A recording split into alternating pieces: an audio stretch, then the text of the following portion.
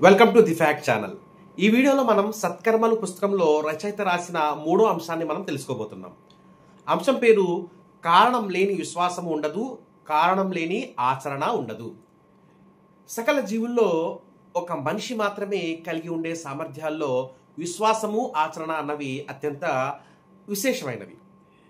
ఇక ఈ కార్యము, కారణము అన్నది ఒక నిర్దిష్ట సిద్ధాంతం. అందుకే కారణము లేని కార్యము అంటూ ఏదీ ఉండకూడదు కూడా.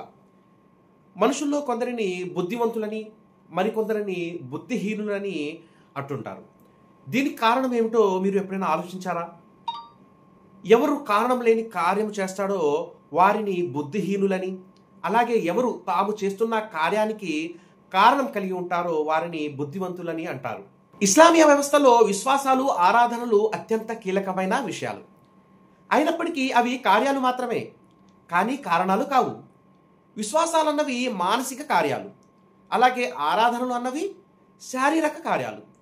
ఈ రెండు కార్యాలకి మూల కారణాలు ఏమిటి అన్నది $1,00,000 ప్రశ్న. మీరు కలిగి ఉండే ఈ విశ్వాసాలు, ఆరాధనలకి కారణం ఏమిటి?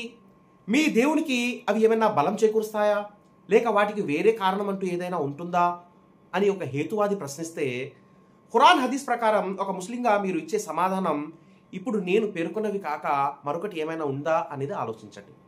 విశ్వాసాలు, ఆరాధనలు ఒక భక్తుల్లో సత్కర్మల ఆచరణకి ప్రేరకాలు కావాలి అని ఖురాన్ హదీసులు సమాధానం ఇస్తున్నాయి.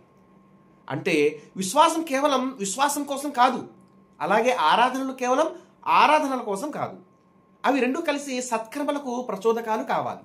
అంతేగాని అవి అల్లాహ్కి బలం చేకూర్చడానికి కావు, ఇంకా కారణరహితమైనవి కూడా కావు.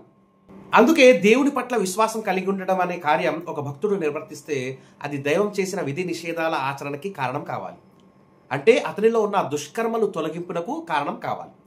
దీనికి విరుద్ధంగా ఒకవేళ అతనిలో ఇంకా దుష్కర్మలు గనుక తిష్టవేసి ఉంటే అతనిలో ఉన్నది చెడ్డ విశ్వాసం అని ఖురాన్ ప్రకటిస్తుంది. రిఫరెన్స్ కోసం ఖురాన్ 2:93 వాక్యాన్ని మీరు పరిశీలించండి. అలాగే ఆరాధన, నమాజ్ అనే కార్యం నమాజిని దుష్కర్మల నుండి రక్షించడానికి కారణం కావాలంటుంది ఖురాన్. ఇక్కడ కూడా రిఫరెన్స్ కోసం 29:49 వాక్యాన్ని పరిశీలించవలసిందిగా కోరుచున్నాను.